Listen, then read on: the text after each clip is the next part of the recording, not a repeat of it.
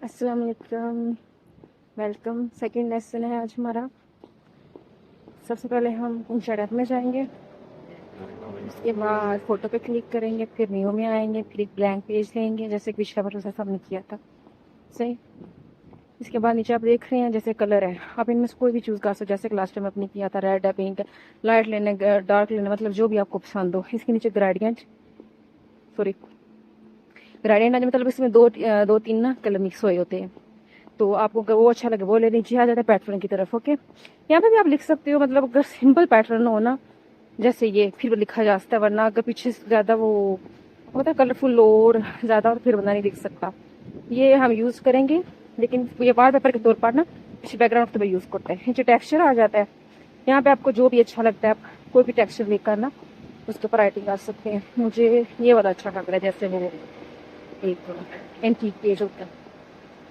Okay, तो इसके बाद फिर हम यहाँ पे लिखना स्टार्ट करेंगे टेक्स्ट। आज हम जो है ना इंग्लिश में लिखूंगी, मैंने पहले ही वो क्लिपबोर्ड में लिखा हुआ था, रखा हुआ था। तो कल बहुत सारे ऐसे ना हो रही थी, वो मिस्टेक हो रही थी कि एक लाइन में स्पेस वगैरह देनी है, तो आप जितना मर्जी लंबा लिख ले, लेकिन सेंटर में रख के ना जो नीचे वाला ब्लू कलर नजर आ रहा है आपको तीर, उसको दबाते हैं ना तो फिर वो डिवाइड हो जाता है, मतलब नीचे आ जाता है, और फिर उसे अपने हिसाब से हम एडजस्ट कर लेते हैं। सही है। The only thing we have to fair is fair itself. साथ ही कलर के साथ टेक्सचर मतलब वो बना होगा, फ़ॉन्ट आ जाएंगे ना। आपको जिस किस्म का फ़ॉन्ट चाहिए, जो भी आपको अच्छा लग रहा हो, आप वो ले सकते हो।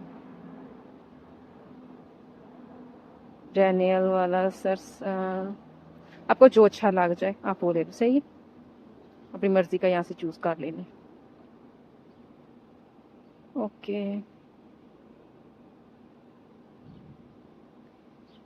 वाला, हाँ सही है।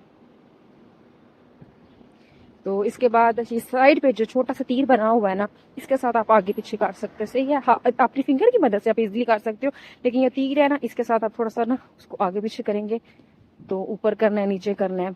और जो वन लाइन लिखते हैं कल, क्योंकि ज्यादा बंदूल वन लाइन लिखी थी, तो उसके लिए ना बंदा यहाँ सेंटर में लिखते हैं, या फिर थोड़ा सा ऐसा करता है कि वो अट्रैक्टिव लगे, जैसे कि दो कुमियाज आ गया ना, सॉरी स्पेनिश में बोल रही हूँ, ऊपर दो दो सारे कोमस बने होते हैं, हम ऊपर वो रख देते हैं उसको अलग टेक्स्ट में, फिर थोड़ा सा जूम करके, तो ऐसा लगता है जैसे हमने ना वो एक लाइन कोई एक लिखी है। सही है, या फिर सेंटर में रख के लिखते हैं, या फिर ऊपर से थोड़ा सा डाट डाल देते हैं कि थोड़ा वो पेज ना भरा भरा नजर आ जाए।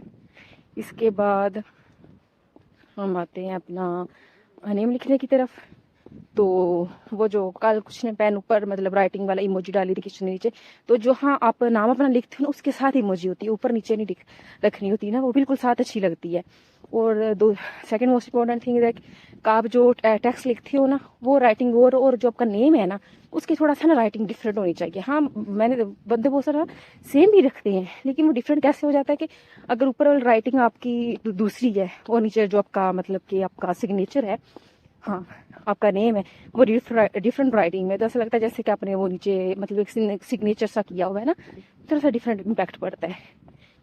और इसको आप अपने नेम को हम सेंटर में कर, लेकिन इसका नेम को जो है ना हमेशा उसको थोड़ा सा ना ऊपर वाले जो लिखा होता है ना फ्रास से, उससे थोड़ा सा छोटा करके रखते हैं, मतलब सेम नहीं करते।